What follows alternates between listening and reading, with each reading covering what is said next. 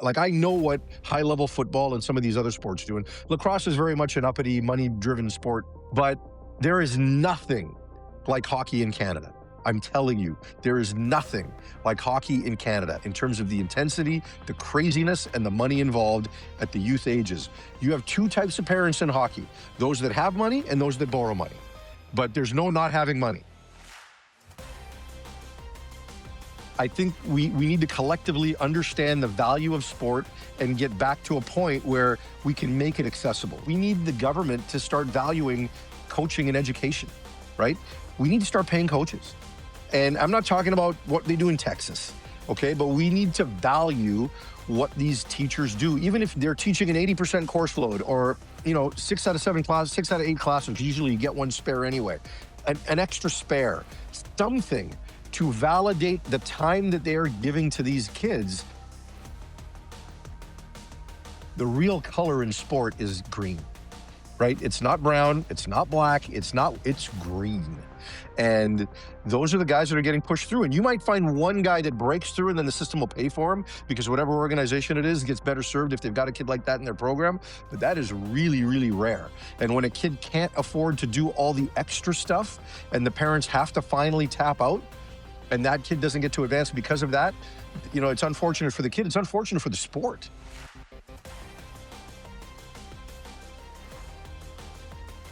As a reporter, he's covered the world's biggest sports spectacles. As a coach, he built a high school football program from scratch.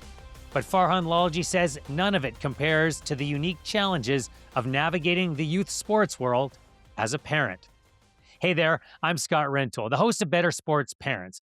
And if you're joining us, whether viewing or listening, you probably know that the aim of this program is to help you, me, and everyone else out there become a better sports parent. And we do that by talking to world-class professionals from across the sports landscape, people who have insight, experiences, and perspectives from their years in the sporting world that can help you as a sports parent and help make your child's and every other child's youth sports experience a positive one. Well, Farhan Lalji is a very recognizable face and voice for sports fans in Canada. Since 1997, Farhan has been with TSN and has covered everything from local sports to the Olympics to the Stanley Cup to the Super Bowl. And many of you will most closely associate him with his favorite sport, football. In fact, Farhan is a CFL Football Hall of Famer, being inducted in 2024 in the media category. But he has also been on the coaching side as well, as I mentioned just moments ago. In fact, Farhan is also a BC Football Hall of Famer as a builder. He built a high school program from scratch at New Westminster, and he has elevated the sport in a number of ways in Canada's most western province of BC. But Farhan is also a sports parent. He has a son and a daughter, both teenagers now, both navigating the youth sports world in much different ways, and he has learned a lot in that journey, and some things he'd like a do-over on. What are they, and what would he do differently? Find out next on Better Sports Parents.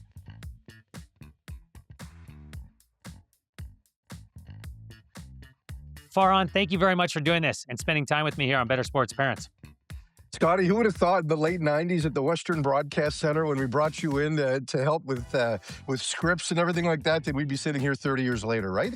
Well, and I guess there's a nice base for that because the first place I met you was when you were coaching, and I, at that point, was still trying to continue my athletic journey. But I would love to know, because I don't think I've ever asked you this question, when and how did the sports bug bite you? Oh, it bit me pretty early. Like when I was a kid, for me as an immigrant kid, sports was such a part of the connective fabric of Canada, right? So it allowed me to make friends. It allowed me to fit in and be, someone who belonged at that point. And then after that, I loved playing sports. I loved every sport. I loved organizing sport. I just loved being around sport. And when I left high school, I didn't want to leave my high school football coach, right? And he meant so much to me. So a year later, I went back and helped him coach even while I was playing junior football. And then, from there, got into Simon Fraser and did communications and thought, okay, if I could get a communications career in sport, wouldn't that be great if I couldn't keep playing sport? So it's just never left me. And, and even now, you mentioned the coaching and the parenting, but I'm also on the national board for KidSport. And that gives me a tremendous amount of satisfaction and an understanding of what's happening nationwide in terms of the cost of sport and all of those types of things. So, yeah, when I die, if they still do tombstones, put some sports logos on there, please. We'll certainly see if we can attend to that. I'm sure your wife will already be all over that. It's probably in Yeah. your last will and testament already. I told her once that I want to do like a celebration of life outside at Mercer Stadium. And she said, hell no, we are not doing that. I'm like, all right, well, you do what you want then. Well, you never know. Never Yeah. say never. Before we jump into some of the current issues in youth sport, I do want to go back. You said that it was such a connective tissue for you, a connective fabric sport was when you came here as an immigrant child. What was the entry point for you? Was it a particular sport? Was it every sport you could get your hands on? Well, it was soccer because that was the one sport my parents understood, right? We immigrated from Tanzania in 1972. I was 4 years old, and for a little bit they were just trying to figure it out, and we moved around from place to place in Vancouver early on, and then around about the time I was 6, I think I was able to start playing soccer, and then I saw this other sport on a white sheet of ice, and I tried to figure that out, and I used to beg my parents to let me play hockey, and it wasn't until I was 11 that I was allowed to play ice hockey, right? But it started with soccer, and it's different now, but back then, soccer was the sport everyone began with, and it was the first sport everyone gave up, right? To when you had to pick a sport. But I know it's a lot different now. But yeah, as an immigrant, it starts with soccer. Yeah, it's the number one participation sport among youth in Canada. Not surprising given how easy it is from an equipment standpoint, from a field standpoint. There's a lot of different factors involved in that. You mentioned that you didn't want to leave your high school football coach. What was his imprint on you and why was he so impactful? He was just a good man. I it's funny because I try to model a lot of my coaching on him, but we were nothing alike because he was just understated. He was humble, right? And so when I say that, I don't know that we were necessarily alike. Like I was overstated. I was very obvious and deliberate with what I tried to do and how I tried to impact people. And he wasn't. He just kind of lived his life a certain way. And I watched how he lived his life, whether it was with his wife, his kids, how he coached us, how he still was so committed to teaching. So many coaches in that era, like you just taught PE, right? And that was the deal. If you were going to be an on-staff coach, now we don't have enough on-staff coaches that are teachers, but back then you got a lot of PEs. Well, he taught honors algebra and honors science and took a ton of marking home with him every day. And he was just a good person, just a good human. And I wanted to keep that influence in my life. Well, obviously, it led you into coaching. Before we get there, I want to talk about your parents. They put you into sport, probably like most parents, so that you had an outlet for all of your energy as a child and coming to a new community so that you would find a place where you belong. What did they talk about and what was important to them as far as youth sport? Honestly, not a ton, like, I grew up in an immigrant family where the father, he went out and made money and provided for his family, right? And my mom did most of the child rearing, right? Because my dad was so busy, and that was just kind of the model. I was not new that way. My closest friends were the same way. I think the biggest thing for me with my mom was that she wouldn't let me quit football because Burnaby Central started a football program, and it was a grade 11, 12 school at the time, just a 2-year senior secondary. And then I actually wound up transferring into the school because I was in Burnaby South's district and I had to get a cross boundary transfer. And then when I got to the school and, we did the off-season training and we did spring ball. And then in the fall, I showed up for fall camp and all of a sudden a lot of unsavory people came around that weren't there with all the training and everything like that. And I'm like, I don't want to be around these people. And so I quit. And like a few days later, my mom knew that I was kind of down about some stuff, and she's like, "What's going on?" And she said, "You shouldn't quit. You should go back." And I was really surprised because I just thought she'd want me to do other things around the house or whatever. And she just said, "You shouldn't quit." And I just took that to heart, and I went back. And the following week, I said to my coach that, "Okay, I've changed my mind." And he hadn't touched my equipment because he knew I'd come back, and so he had just left it there. So so that was probably the biggest thing. I don't know that they were overly involved, right? when I finally got to start playing hockey, they had to wake up and do the early morning practices, but they weren't necessarily into it that way, right? So it's a little different than how you and I might parent, right? In today's day and age, where we're just so involved and constantly communicating and things like that. It really wasn't like that, but I think a lot of that was cultural. Yeah, I do, and I think it was a part of that generation at the time, and I'm not sure we're doing it better. I just know we're doing it differently, and I do wonder sometimes, and we'll get to a lot of the issues, but are we overparenting at times in sport? I think so, right? I mean, because I think one of the things that I miss is just the ability to play, right?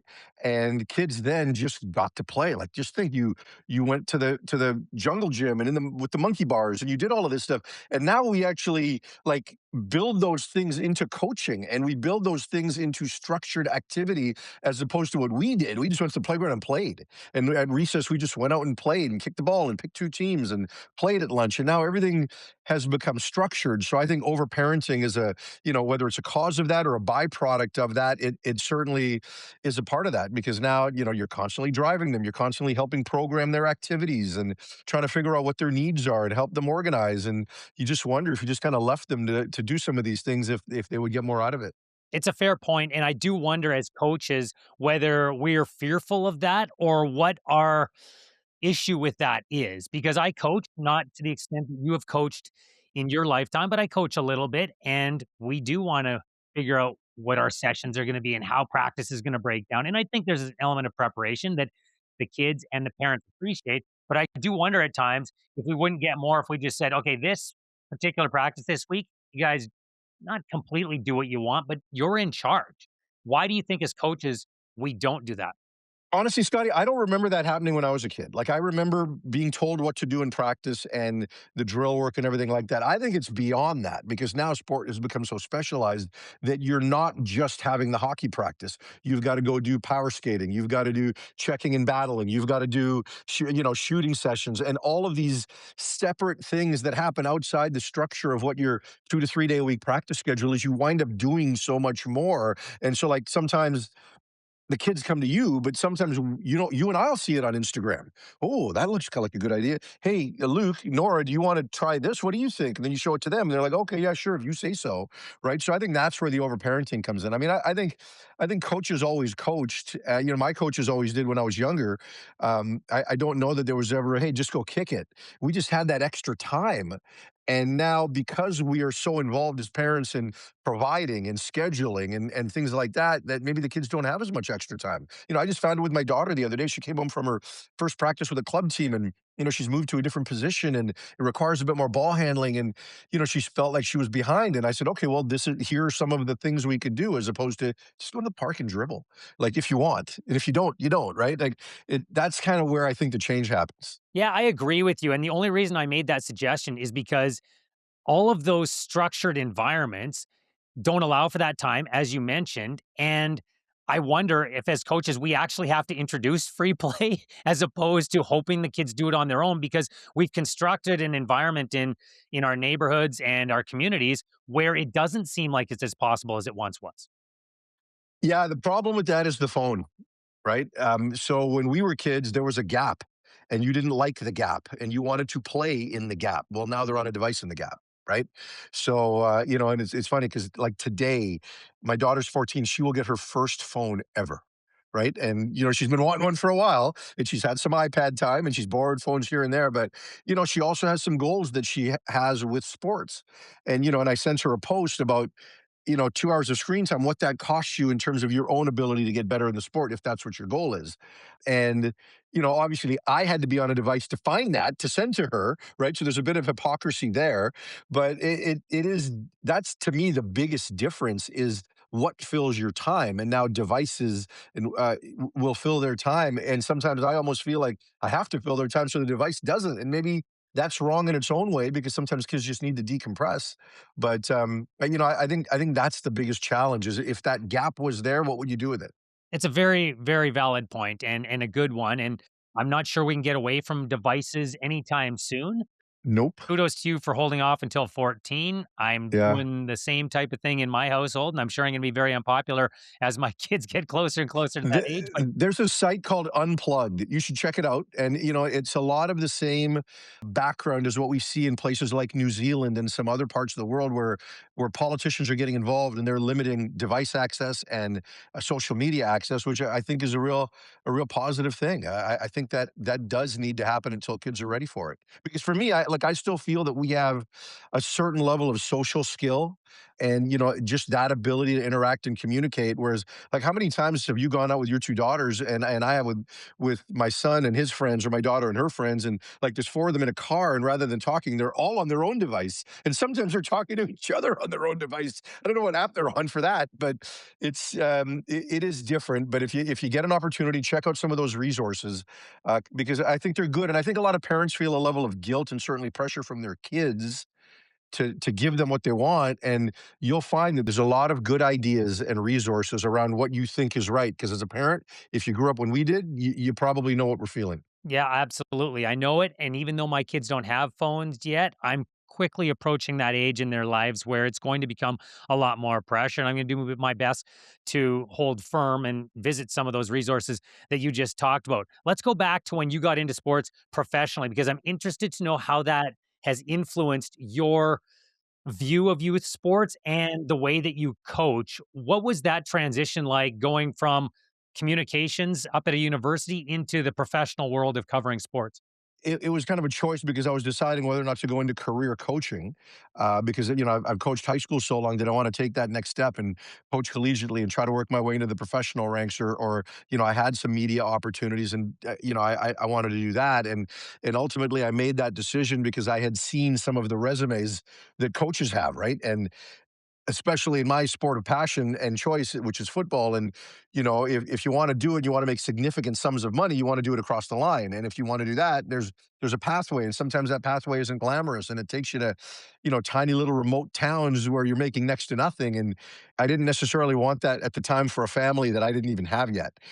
So it happened then. But then, after that, I think in terms of sport, it gave you an idea of what big time sport looked like and the commitment attached to doing it. And I didn't necessarily want to push my kids into it. I wanted to push them into sport because of the things that we talk about, right? Like, as a coach, I always talk about life lessons, and I know that sometimes can come off as trite, but I really believed it as a football coach, that there was just so much there in terms of teamwork and mental toughness, and just being in an environment which I think separates football from other sports, where you've got 40, 50, 60 kids, and they're all different socioeconomic economic backgrounds and different cultural backgrounds, and the relationships and everything like that. So, you put them in there, but then you also realize, like, these kids all say they want to be great, but what does great look like, right? And you don't want to push them all to that, but sometimes you find one that you might think has the ability to be that, and then you want to kind of help in their journey as well, right? So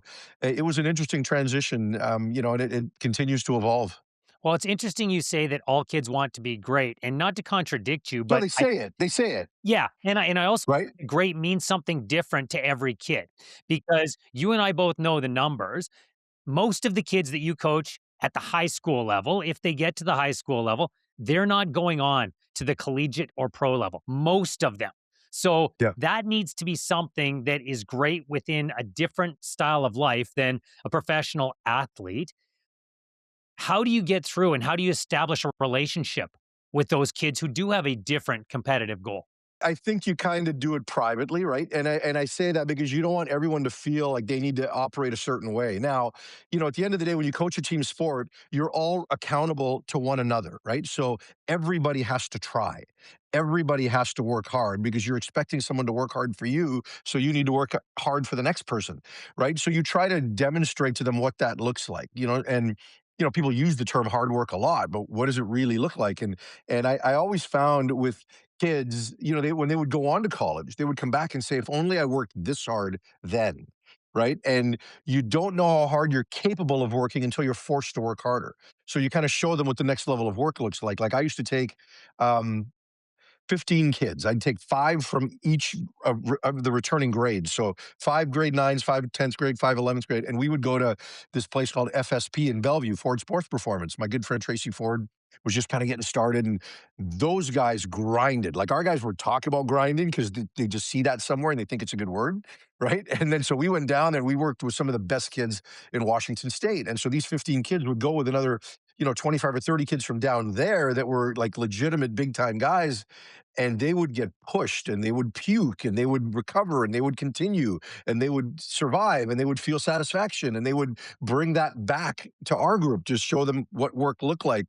And if you knew a kid had the ability to play at a certain level, and we used to set up our program, we would really highlight the players that went on to the next level. And it's not that I cared if people played college football, I just wanted them to go to college, which as you get older, you find out isn't necessarily for everybody. You can make a really successful life and living just getting involved in trades and other things. It's not for everybody. But you felt if they wanted to go to college and set that goal, they would be taking their high school studies more seriously. Right. But the kid that you really thought could be that guy, you'd pull him aside, you'd meet with his parents, you'd talk about what it needed to look like, and you'd kind of create maybe a separate path for them so that they could get exposure and do things like that. And maybe, do a little bit extra that maybe our program couldn't offer because we were catering to the wider scope of kid. Yeah, it takes a while to identify, and then when you go through with your own kid and they express certain goals and you see that, then it just becomes even more of a fine edge where you've got to figure it out. Like my son played spring hockey with like I'm seeing the kids in the draft now, and I think all the kids with BC connections he played with or against in spring hockey. So like he was a really good player, pre 12, right? And every team has one of those guys. Like you know what that looks like, right? And then we get to these spring teams and kind of more of an elite group of players got together and he would make those teams. But you could see that when he made that elite team, he was just a guy, right? Whereas he played with Caleb Malhotra, Manny's son, who's could be a top 10 pick in this year's draft. And I'd look at Caleb and, if you made my son's team, you were probably in the top 5% of kids. But he was in the top 1%, and you could see that right away. And, he played in a couple tournaments with Ryan Lynn from the Vancouver Giants, and you could see, like, this dude's different. And then you kind of know where you're at, and then you kind of have to help massage the goals and the timelines and things like that. And those aren't always easy conversations to have. I mean, the number of kids that I coached that wanted to be Division I players, that's a hard conversation to say to a kid. And I'd never say you're not good enough. I would say you might be good enough, but I'm not sure you're the person that's going to get recruited, right? Because you're looking for a different guy. So I believe in you and I believe in your ability and your commitment, and you could you could find a way to do it and prove everybody wrong, but they're not going to offer you a scholarship at the front end. And those are tough conversations to have, right? But you got to have them sometimes just to be fair to the kid and their parents. Well, and then there's the other end of the spectrum, Farhan. There are lots of kids out there at every age of sport who want to belong to something, but they don't want to pursue it past a certain level. And I'm a big fan of that player on the team as well. How do you make sure that that player feels as valued as the player who, quite frankly, as a coach, is almost easier to coach because he or she is self motivated? They're putting in all the extra work. They're going to pursue it at the highest level. How do you make sure that they all feel valued? Okay, so there's two things. Number one, when you coach, it cannot be, and this is especially the case in football, Scotty, you know how many people sit versus play, right? The practice to play ratio in a sport like football is completely out of whack. And when you add the training and everything in other sports, they're kind of catching up to the out of whackness, right? Just because of the time that's put in. So in your program, you have to bring more than football because if everything is about like let's look at it like a football game in high school is 48 minutes and there's actually probably 6 minutes of actual action. And if you extrapolate that over 10 games, that's 60 minutes of actual action. Like if that's your validation, you're doing it wrong. So we would do a ton of other things, a ton of other team building activities and rewards for players for their off-season work and things like that, where we would create parallel competitions and then we would go to an escape room. We would go to, whatever. We like, pick a fun activity and we would all go because in those activities, everybody's equal. Right. Like on game night, they're not all equal. And I'm not going to run from that. Right. Like we wanted to win football games. Yes, we wanted to impact lives and create young men and give them values. And all of that is true. But we also wanted to win football games. And So then how do you balance that? Well, everything else you ask them to do, there better be rewards, there better be recognition, there better be appreciation for the commitment they're giving and the time they're giving. And then the second thing is, honestly, I viewed that as a sign of growth because everybody in our program thought they wanted to play college football. And then you'd get to a kid before his grade 12 year. And I remember one of my quarterbacks, and we had a really, really good team in 2009, and it was a culmination of a 3-year cycle, and all of these kids wanted to play college football, and I think 6 of them wound up doing it. You know, Vivi Bajilov, you played with him, I think, at one point, and Casey Chin, you know, played in the CFL for a bit, and those kids. So their quarterback, Torsten Jackard, who is probably going to be even more successful in life with what he's doing now, he's actually a professor at UBC. Before his grade 12 year, he came to me and said, "You know what, coach? I don't want to play college football. I just want to have a good senior season, and I want it to end there." And I'm gonna give you everything, but I want you to know that I'm good with it ending there. And I just gave him a hug because it took him a lot to go through that in his own mind, and it took a lot of thought for him to finally get to that point and to make that decision. I think that's a ton of maturity. And for me, all I care about is growth. And for a kid to come to me after a lot of introspection and say, "Here's where I'm at," that's growth. Like, I wanna hug that kid because that's why we're here. That's why we're coaching. And my son's gonna tell me that one day, and I'm gonna be just fine with it. And I don't know that he believes I'm gonna be just fine with it, but there's gonna come a time, and I can see it, where he's gonna say, "I've had enough, Dad." And I'm gonna say, "Absolutely." That's part of growth. That's an important sign, and you gotta recognize that too. That's not failure. That's awesome. Well, and it's one way or the other. Either you tell the sport that you're done with it, or the sport tells you Yeah. at What did some Wally point. used to say, right? Wally used to say, "Don't let football use you. You use football." Because at some point, you're right. They're gonna say you're done. I'm interested to know where you think the line is between participation, making sure that everybody's involved, close to equal playing time, and then what you described at the high school level, which is competitive. Yes, we want to win football games. Not everybody can play the same amount if we're going to do that. I do think there's a line somewhere, and I think that the opinion differs widely on it. Where is yours? Yeah, I probably do believe it's at that high school stage, and I think it's happened earlier and earlier in every other sport, and, you get people that kind of, you know, they don't buy into the notion of participation medals and things like that, and that we should be trying and we should be keeping score and those types of things. And I read a lot out of in Norway with the success that they have had as a country in the Winter Olympics, and now they're gaining traction in the Summer Olympic level as well. And it's completely based on that, right? Like until you get to 13, you're not keeping score.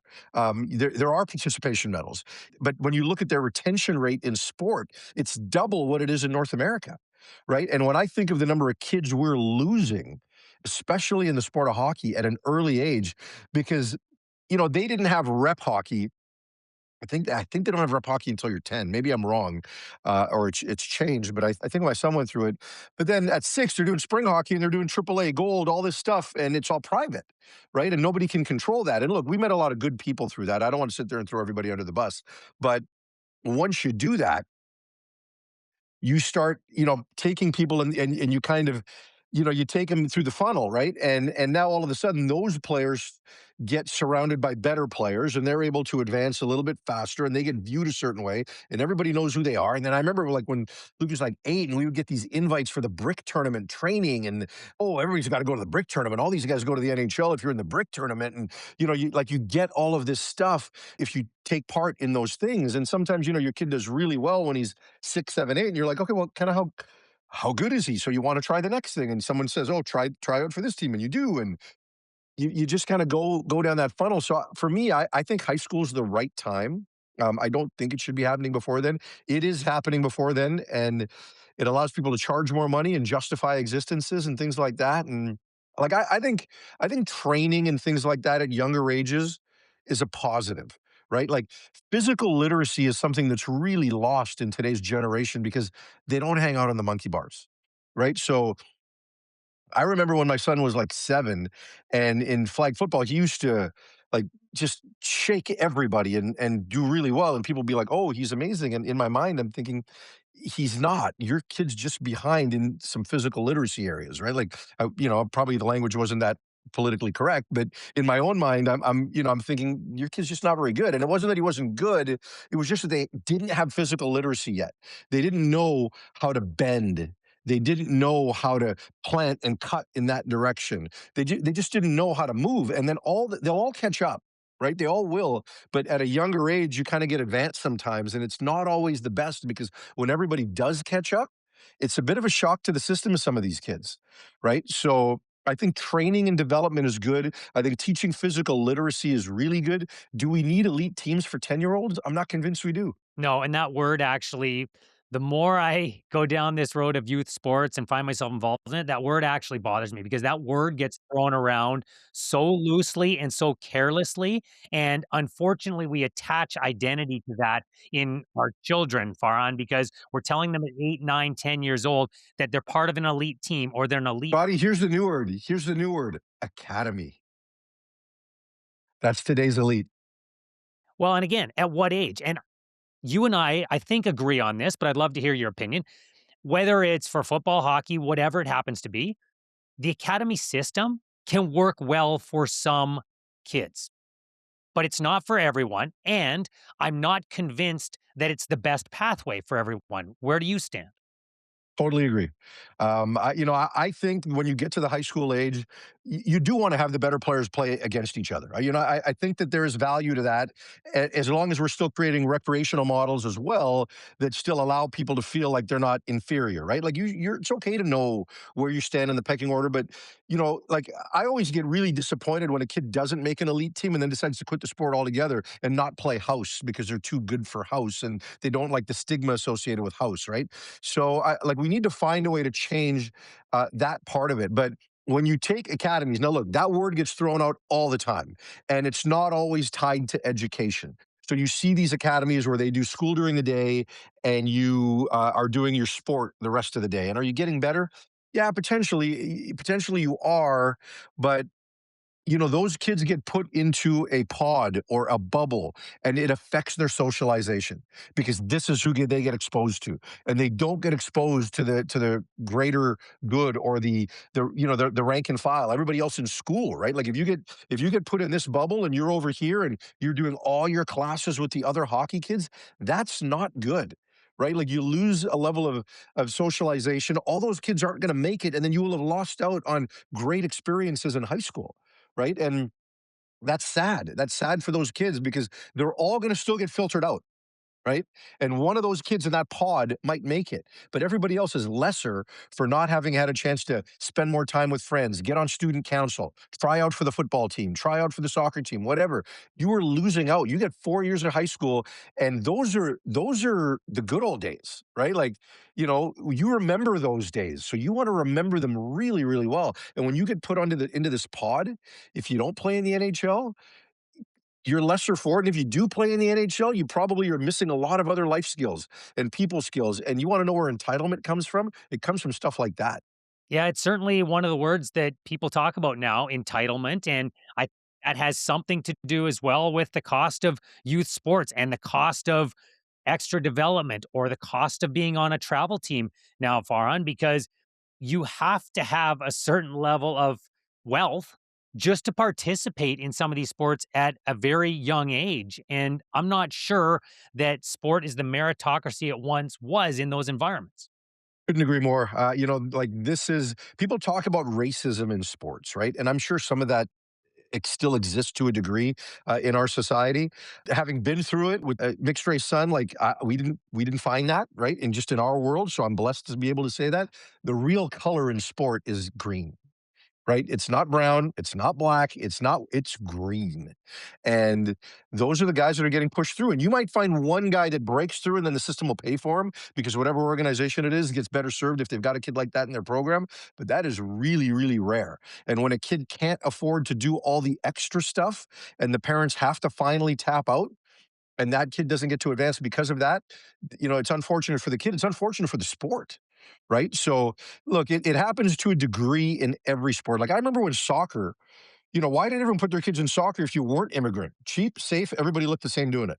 Right? Like when you were 6, that's what it was. It was cheap, it was safe, and everybody looked the same chasing after the ball in a pack, right? But then all of a sudden, I remember one time talking to a leader of a specific club. This would have been about 20 years ago. And I said, why did soccer registration costs go so high? And he said, because we want retention. And when a lot of kids decide that they're playing multiple sports in a season, which is the one sport they're going to prioritize? It's the one they're paying more for. Right, and I did that, like, my son was in hockey while I coached football, and when a choice had to be made, he went to hockey, and I was the football coach, right? So, but I knew that there were more kids trying out for that, and there was more money involved, and we were investing more, so go. I got lots of time to fix you as a football player, right?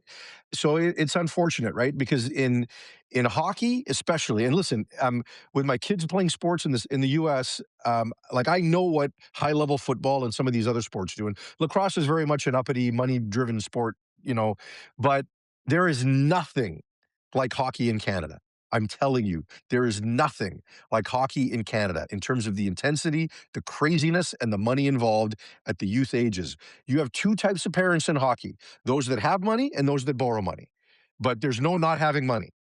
Unfortunate, but that's where we are. Well, it's interesting you say that because your son pursued it to a certain level and it was a fairly high level. You knew all of this. You have exposure to the world of sport. You talk to the best athletes on ice. Did you find yourself getting caught up in? Totally. Totally, Scotty. Like you feel like you have to keep up with the Joneses. And all these, like I remember when Luke was 7 playing on a spring hockey team, and there was a 6-year-old that was really good playing on his 7-year-old hockey team. And I remember talking to his dad, and his dad told me about every session he had this kid in, like every night of the week was a development thing. And I'm looking at him like, what are you doing? He says, well, that's what they want in the NHL draft. I'm like, your kid's 6. Like, what are we talking about here? But that was his thought. And so I did like a quarter of it, but you still wound up doing it. Like, we did the spring hockey, we did the travel teams, we did the travel tournaments. I put my son in Burnaby Winter Club, for his last 2 seasons. Like, we did all of this because you kind of felt like you had to.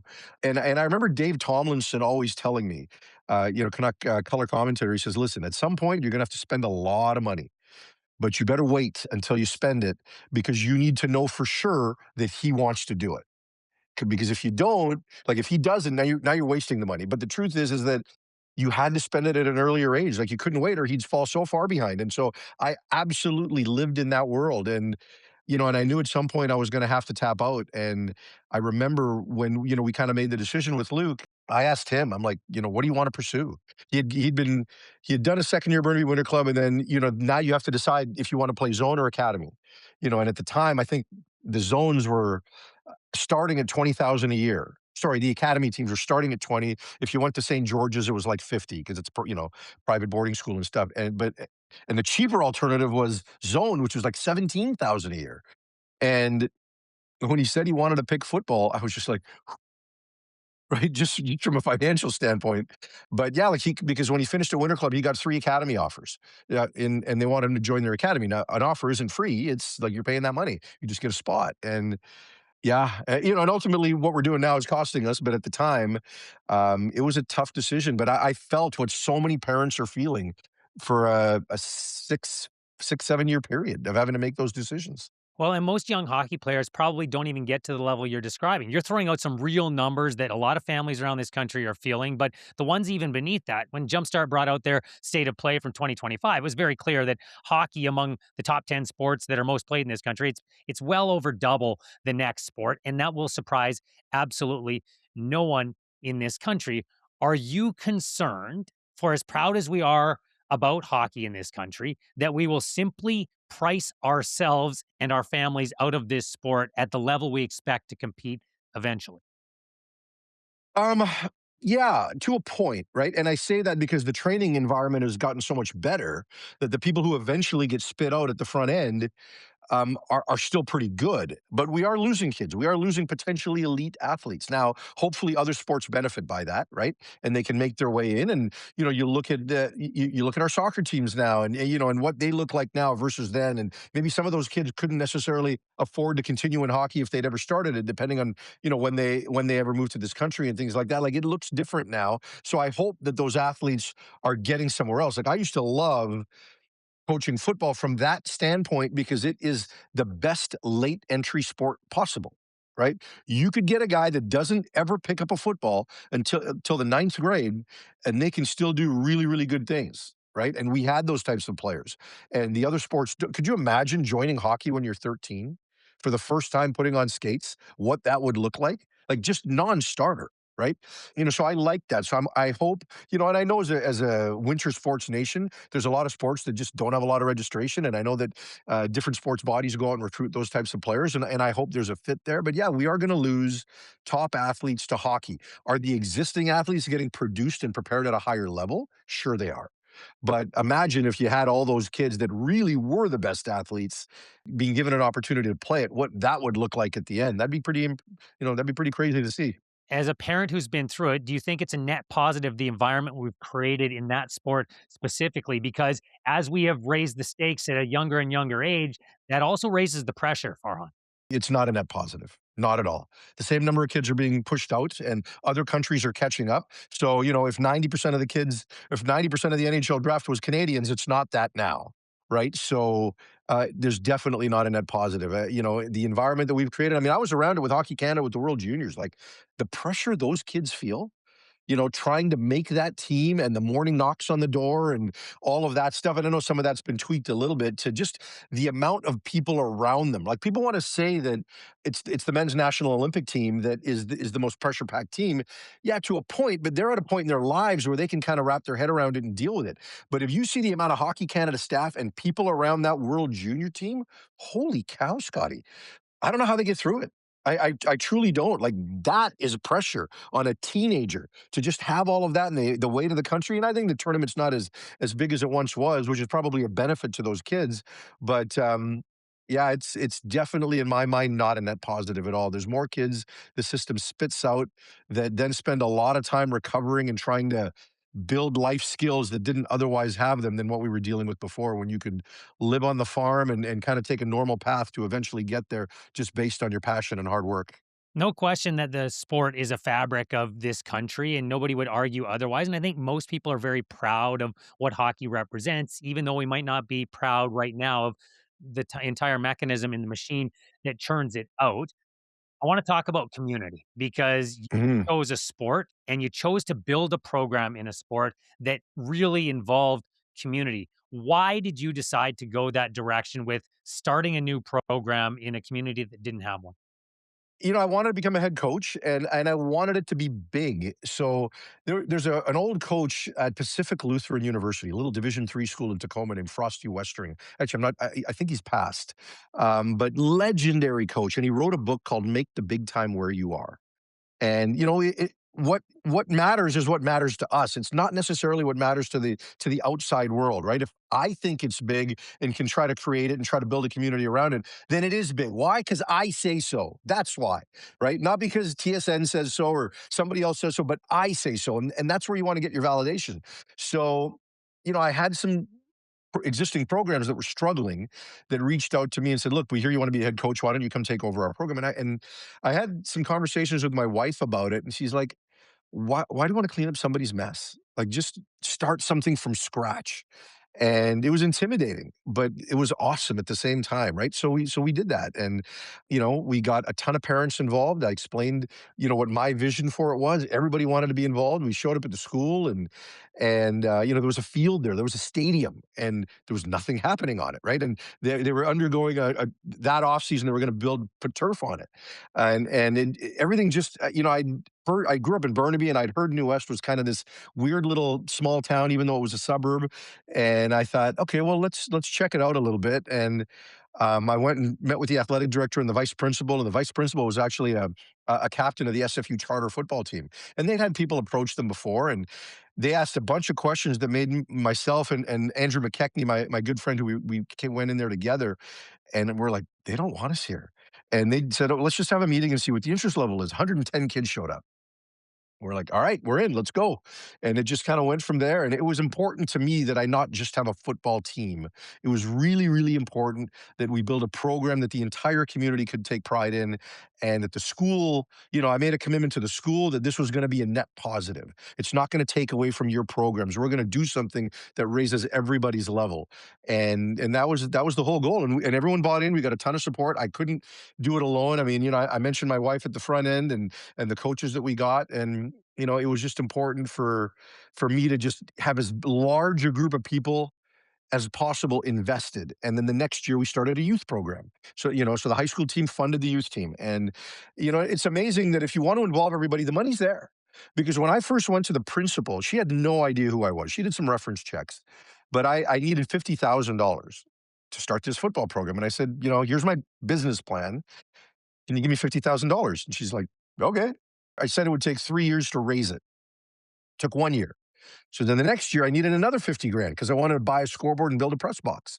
So she's like, yep. She didn't even need a business. She just signed it. Like there's money there if you involve people and you make them feel like they're a part of it. The people matter more because there's people will get money if they believe in what you're doing. Why do you think the community wanted it so badly that the community itself was willing to invest both time and money? Well, I think it's a unique place, and if you were around, this was earlier, but if you're around during like the New Bruins era, and just how excited people got about that team, and Punch McLean always told me, you'll only be the second most important coach in this city. You'll never get up to number one. You might one day get up to number two, and Punch was right. And then the Salmon Bellies, right? Like it was like lacrosse isn't big elsewhere, but it's big in New Westminster. And the fact that you could have those kind of crowds for the bellies and things like that kind of told me that this is a community that values community sport. There's a level of pride there, and the mayor got involved right away, and like there was just a ton of people that just wanted to say yes. It was as rewarding a thing as I've ever done outside of raising two kids. Nothing I've done in my life has been as rewarding as starting that and just seeing everybody rally and buying in, and then it has to become a shared vision, right? Like you kind of start with a certain idea, but leadership is not just about imparting your wisdom. It's about taking everybody else's in and trying to make something even better, right? So, you want to give people ownership, and that means you got to give them leadership, and you want to take some input because you don't have all the right ideas. So I took input from people around the community and people that thought this could be better. And then we gave back, right? I helped start the newest KidSport chapter. We would get involved with Fraserside Family Services, and we would have our kids shovel snow for elderly. We would donate to the Christmas. We would go out and get gifts, and we would give them to kids that didn't have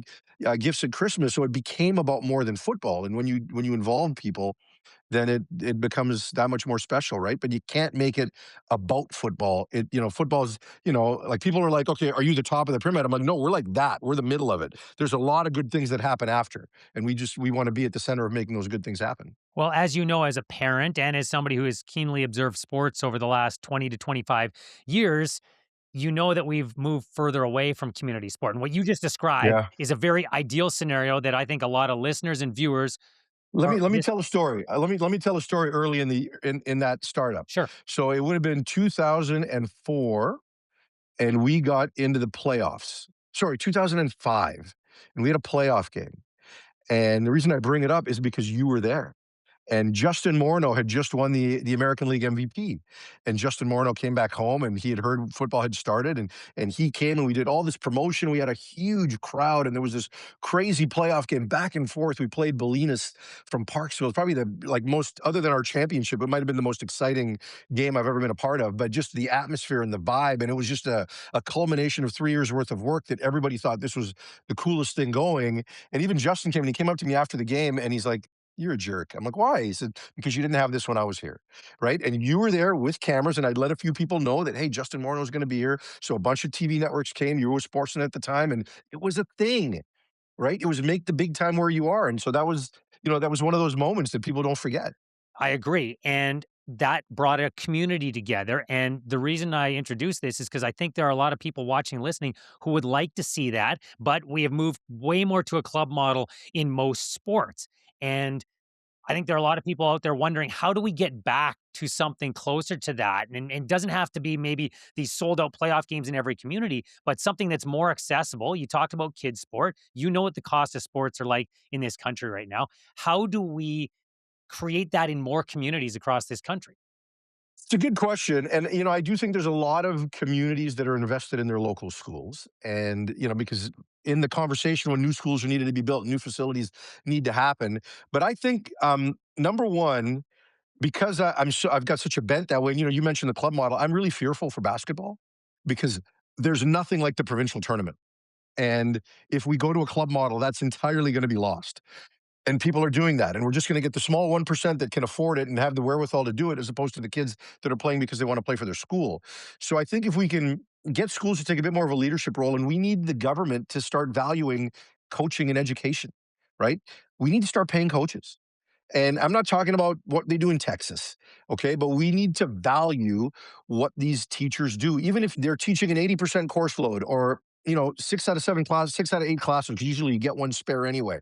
An extra spare, something to validate the time that they are giving to these kids, allow us to hire coaches and not just have to go through a union situation. So the unions also need to be on board, because, my good friend Ken Taylor, who was a legendary coach in Burnaby at Burnaby Central with the track program, used to always say to me, "You could pay it now, or you could pay it later in bail." Right. And or you could pay it later in supporting, prison services and things like that. And that might be harsh, but it's not entirely harsh. Right. Not everybody that doesn't play sports is going to do something bad. But when you give people outlets and when you make it matter, they want to be a part of it. And I think we need to collectively understand the value of sport and get back to a point where we can make it accessible. So, if you play a school sport, you've got a qualified coach. You're not being charged insane amounts of money to play. One of the best things about football is that football lends itself to volunteerism, but also it lends itself to keeping costs down in all of that. We provide the equipment, right? Like the program buys the equipment, you get equipment, and then you get to give it back at the end of the year, and then we clean it and recertify it and give it back out. Other sports don't do that, right? So if you can create that kind of emphasis back on the education model, and school and city work together to create community schools and community facilities that get used by a school till a certain time in the day and then can get used by the community. If we can work together in those models in a more meaningful way and value those teachers that are putting time back in and other activities, because right now they don't do it because of, they do it in spite of. When I was at New West, the drama teachers, the band teachers did amazing work, and they all did it with unbelievably low support from those above them. That's got to change. I agree with you. And speaking of change, one of the changes that's happened for you in the last number of years is you're not coaching the way you were. You're not heading up a program. You eventually left New Westminster, and some of that had to do with your kids as well. I'm really interested in this part of your family's journey because you built what looked like a very ideal program in New West, and your son isn't playing in that. Your daughter's not a part of that. Can you explain that part of the story and how you got to where you're at right now with your children? Yeah, my kids go to school in Linden, Washington, and we are dual resident now. We go back and forth. We still have our home in New West, so we go back and forth. We our primary home is still in British Columbia, but they go to school there, and my wife and I do a lot of juggling.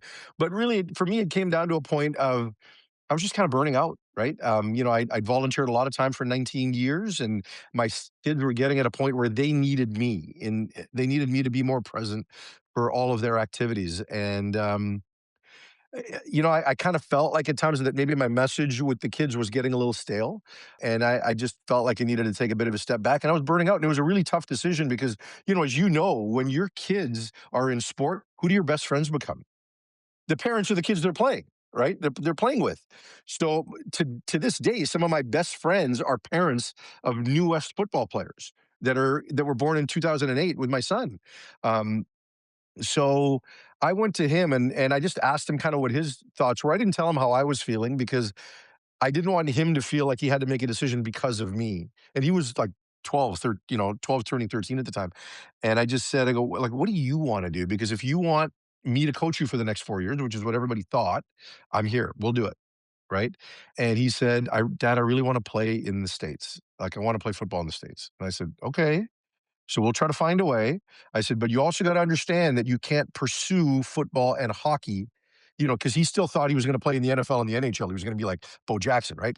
Except and I said, you can't pursue both, right? Like you can pursue one, but you can't pursue both. So he's like, okay, I want to pursue hockey or football. And I said, okay. And so then my wife and I just started looking into ways where we could make that work. I was able to get a visa that allowed us to have a residence there as well. And for my kids to go to school there, and then we go back. So it's complicated, but we're only an hour outside of Vancouver, so it's worth it because I'm telling you, like we live Like the kids go to school 5 minutes from the border, 5 minutes from the border. It's an entirely different world when it comes to sports. The support that they get, the 2,000 people that go to the basketball games, the 2,000 people that go to the football games, nothing like that exists in BC.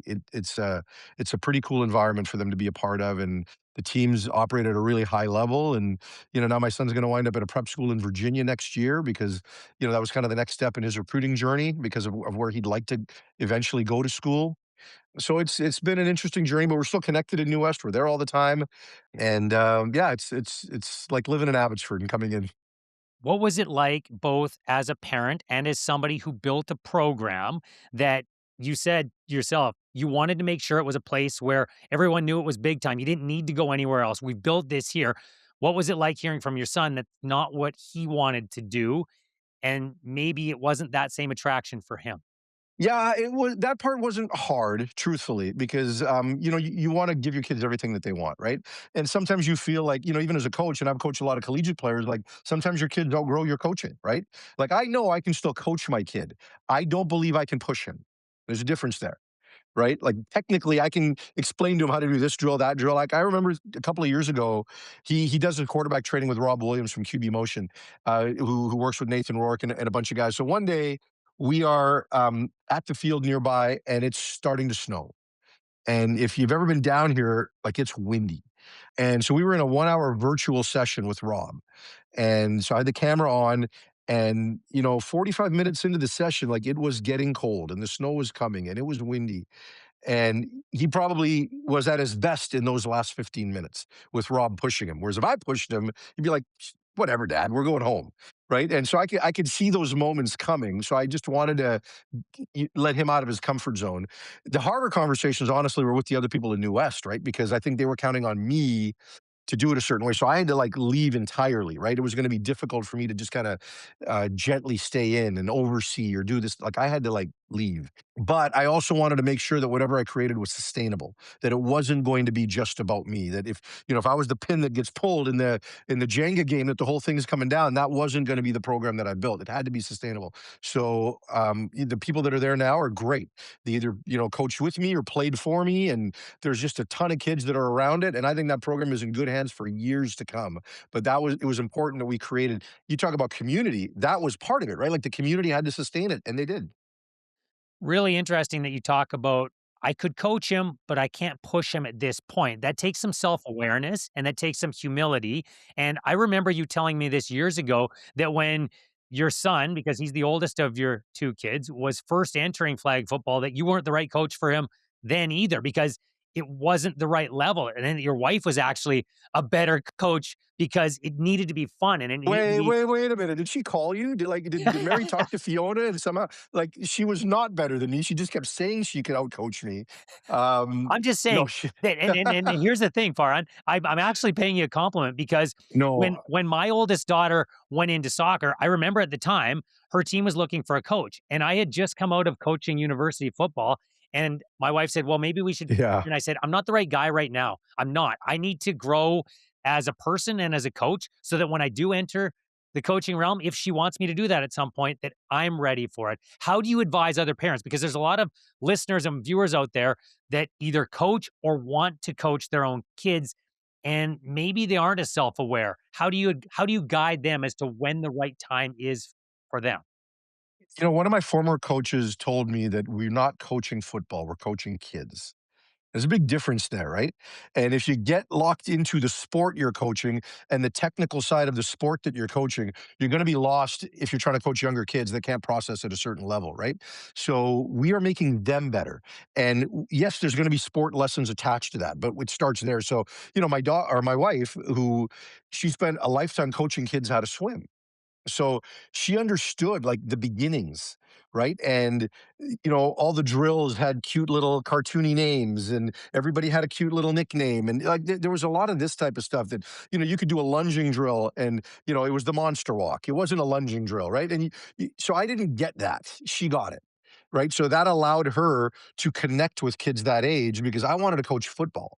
And it took me a while to realize that no, no, you're not coaching football, you're coaching kids. And you can apply that to a number of different ages. And then certainly it's going to get to a point where it is all about the sport. You're coaching whatever, a hockey academy or a university football program. But if you can kind of keep that as the basis of what you're doing, and then what do you want to get out of it? Because if you want to coach people to get great at football, then that's not you when they're 6 and 7 and 8. Like they don't need you in that moment, right? So I was doing enough coaching the high school kids, so it worked out well. She had a friend that played flag football, so she understood the technical skill of throwing and catching and those kinds of things a little bit better. She knew how to manage the children because when they're 6 and 7, you're herding cats, right? Like you're not coaching football. Yeah, so yeah, I knew then I wasn't ready, and then I knew at a point that even though I was coaching kids at the high school level and thought I was coaching them well, it is different. Like, it's hard for me to listen to what's happening in the and know that I've got input to give and know that I could make a difference and, like, shut the hell up, right? That's tough. It is. And I think there's a lot of parents that go through that, and some of them aren't able to control themselves at times. You mentioned establishing a really good relationship with parents at the outset of beginning that program in New Westminster. How did you do that? Because this is a part that volunteer coaches in particular struggle with in the youth sports environment. Well, like, first of all, I didn't get parents to coach, right? I got them to be involved in other parts of it, right? In terms of the team building and the game nights and things like that. And I asked them, you got to start by asking what they think. Like, get a bunch of people together, and then what do you think you want this to look like? What do you think it needs? And then I kind of give them some ideas, and they kind of say, okay, well, I have an expertise there, and I have an expertise to here, and you kind of, work through it, right? And many hands make light work, but those meetings were a lot of fun, and we all got to know each other, and we all got to become friends, and those are friendships that I carry with me to this day. Like the godparents of Lucas's godparents, they were the parents of my first captain in 2003. Graham Wardle, who went on to become a really successful television actor in Heartland, among other things. He was my first captain in '03. His parents, Devin Allen, are Lucas's godparents, right? And so you keep those relationships all the way through. The first quarterbacks, I still talk to the dad. Like, you get them involved, you take their input. I always said to everybody that, look, I am never going to discuss play calling with you. Right? Like, so let's just make sure we understand that. And when it comes to playtime, like if you think your kid is being poorly treated, you come to me and I'm here for it. If you want to talk to me about playing time, that's going to be a difficult discussion. And I would encourage you to let your kids have the discussion with me first, because that is part of their growth, right? And they need to learn how to talk to an adult. So if they can do that, I'll talk to them in a reasonable way, and if you're still not satisfied, you could come to me, but don't talk to me about play calling, right? Like that, we're not getting anywhere there.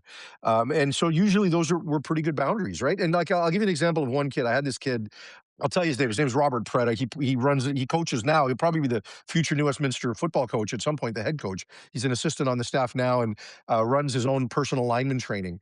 Well, he came to me. He was in middle school and he was transitioning to the high school, and we had an off-season program, and I wanted him to be at everything in the off-season program. But then we also ran this middle school program for a few weeks in the spring.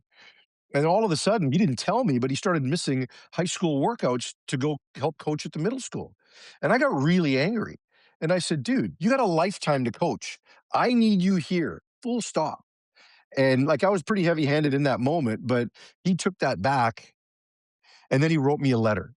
And he explained to me why he was feeling the way he was feeling, because his younger brother was in that middle school program, and his younger brother was really nervous, and he just wanted to be there because he loved football so much, and he wanted to give that love to his brother. And I thought to myself, this took a lot of courage for this kid to come to me, and I'm like, I need to work with him, right? And I said, okay, look, if you get here one day a week, I'll let you go here, to the one practice and one game, and if you miss this, that's okay. But I could tell that it meant enough to him that he was willing to come back to me. And so imagine what he gained, like the confidence he gained from that, right? As opposed to a parent coming to me and saying you're bad. Do you know what I mean? And so those are the things here are the places you have input. Here's where you don't have input, and here's the little middle ground where start with your kid, and then you can come to me. Speaking of kids, how did your journey with your son inform how you parent from a sport parent point of view, your daughter? Oh, that's a good question, because I don't know that coaching helped me parent with my son. Like, I think I made a lot of mistakes as a parent because I tried to coach him, and he didn't need that. He needed a dad. So I've changed my approach. Like, after hockey games, with Luke, I would always I would always say to him, how do you think your game went? Like, I didn't want to tell him you did good, you did bad, you did good. I wanted it to come from him, but he was still really young, right? And he didn't have those introspective skills. He just went out and played with his buddies, right? Like, shut up, dad. And then he would feel like he had to say certain things to make me happy. And that created less enjoyment for him. And we've heard about the negative car ride. And I don't know that I was that bad, but I certainly wasn't good. I could have been better. So now with my daughter, I just like I let her talk and I don't prompt her like I did with him. And we just kind of talk. And she didn't want to do sports at an early age. Like we would put her, she did a year of lacrosse and she did a year of basketball, I think. And she was that kid that would pick dandelions in the field, right? Like this was not her jam. She liked riding horses. So that was her thing. And then 2 years ago, when we were down here, she, met a group of friends that wanted to be in sports. And she's like, Dad, I wouldn't mind trying this. And now she's obsessed with volleyball and basketball. But now she's playing at a higher level and she's playing on select teams and club teams and travel teams. And it's hard, right? Because the kids here are really good and they're really committed. And so I have to, like she's kind of at this level of sport, but she wants to be here, right? Like sorry, let me take that back. She wants to be here, but she thinks she's here, right? And you got to build up to here. And she thinks she's here because she sees my son, and she believes that's how you're supposed to act. But it's not because he had to work to get to that point, right? And so, yeah, I'm parenting her differently because I think I made some mistakes with Luke that I don't want to make with her. Everybody has their own pathway. Before we wrap this up, I ask you the question that I ask everybody, and it's this. What do you think the number one issue is right now in youth sports? The number one issue right now in youth sports is the privatization of youth sport. And part of me wants to say, angry parents and aggressive parents and parents not with the right perspective. Part of me wants to say devices, but I think the overarching thing is the privatization of youth sports, especially at the earliest age, because there's very little, there's very little oversight on the private side, right? Like when you play minor hockey, there's certification and there's certain things you have to do. Anybody can say they're a good hockey coach.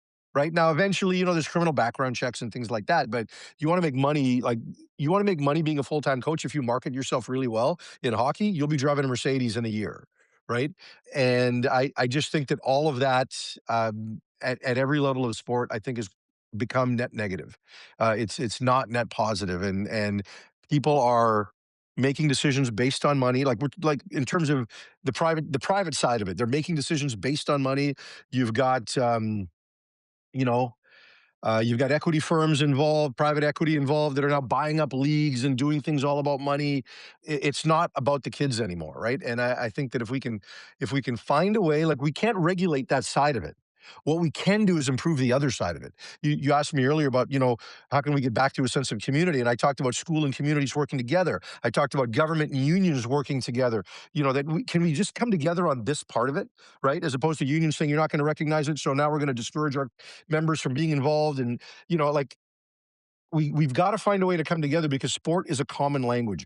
Arts can be a common language. Can we support some of these things at both those levels to bring out the best so that there's not a need to get onto the private side of it all?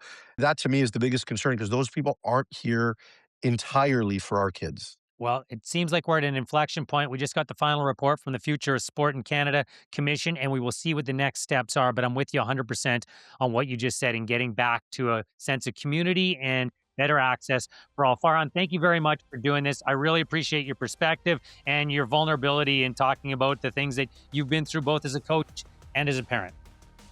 Scotty, thanks for doing this. And I've seen a bunch of these episodes, and this is good work. You are making an impact. I hope you enjoyed this episode and that you found some tangible takeaways that you can bring with you in your journey to becoming a better sports parent. The best way for you to support this podcast is for you to subscribe, follow, rate, review, and drop us a comment on whichever platform you're watching or listening. And the fastest way for us to grow this podcast and reach more parents out there is for you to share it with your respective networks and to tell people that you see at your youth sporting events when you're there with your children.